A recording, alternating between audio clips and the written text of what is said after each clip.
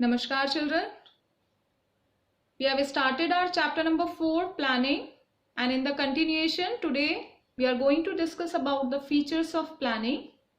So the first feature is planning focus on achieving objectives. Planning seeks to achieve certain objectives and all plans are linked to with the goals of the organization. Planning starts with the determination of objectives. So first and the foremost step in planning is setting objectives. And objectives are the end results. End results means the last result which the company is seeking, which managers wish to achieve. So the objectives can be, an organization may have an objective of increasing sales by 10% and reduction in quality rejects from existing 5% to 2%. So planning starts with the determination of objectives. We cannot think of planning in absence of objective. After setting up the objectives, planning decides the methods, procedures and steps to be taken for achievement of set objectives. So this is the first feature of planning. The second feature is primary function of management. Planning is the primary or first function to be performed by every manager. No other function can be executed by the manager without performing planning function, because objectives are set up in planning and other functions depend on the objectives of the company. Objectives of an organization fixed in planning function, and objectives gives direction and it is the base for all other courses of action. So the planning should be the first managerial function. The next, here one example we can take, like in staffing, the employees are appointed, but the number and type of employees again depends on the objectives of the company. That what are the objectives which company is seeking in a particular financial year.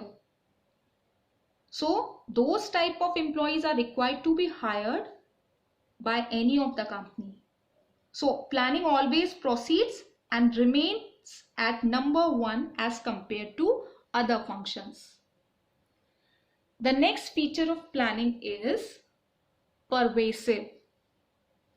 Planning is required at all levels of management. However, the scope of planning differs from one level to another.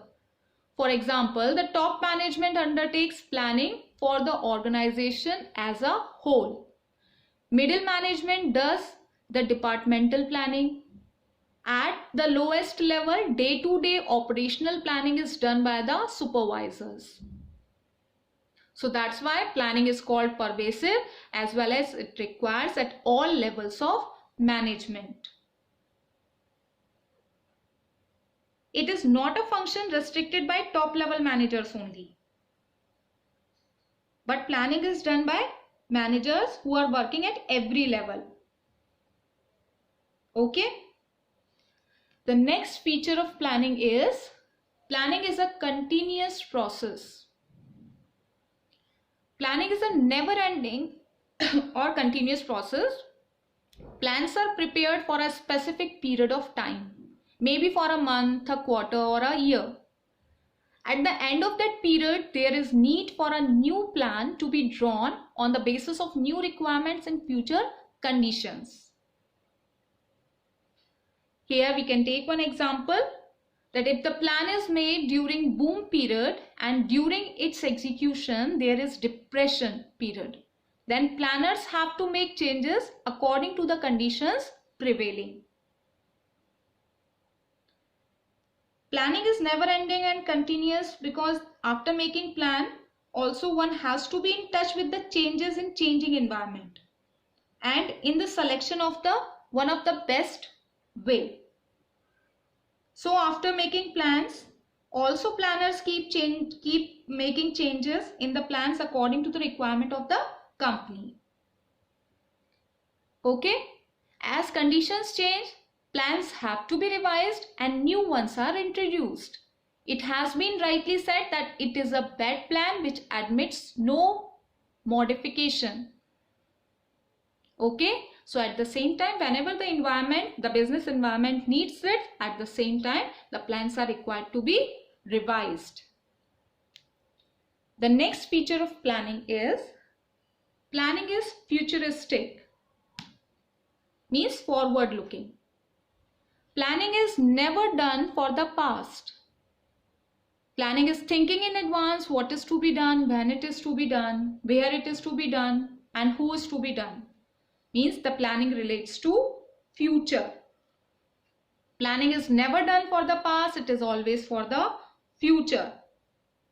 All the managers try to make predictions and assumptions for future, and these predictions are made on the basis of past experiences of the manager and with the regular and intelligent scanning of the general environment. The next feature of planning is a mental exercise. Why is it so? Because it involves creative thinking and imagination. It is not a guesswork, but involves logical and systematic thinking. Planning involves conscious determination of various courses of actions on the basis of goals, facts, and considered estimates. It requires higher thinking. That is why it is kept separate from operational activities by Taylor also. In planning, assumptions and predictions regarding future are made by scanning the environment properly. This activity requires higher level of intelligence. Secondly, in planning, various alternatives are evaluated and the most suitable is selected, which again requires higher level of intelligence. So it is right to call planning an intellectual process. Okay? So these are the 6 features of planning. Some of the case studies are given in your NCERT which are already assigned to you. Do those case studies. And in the next session, we are going to start with the importance or the significance of planning.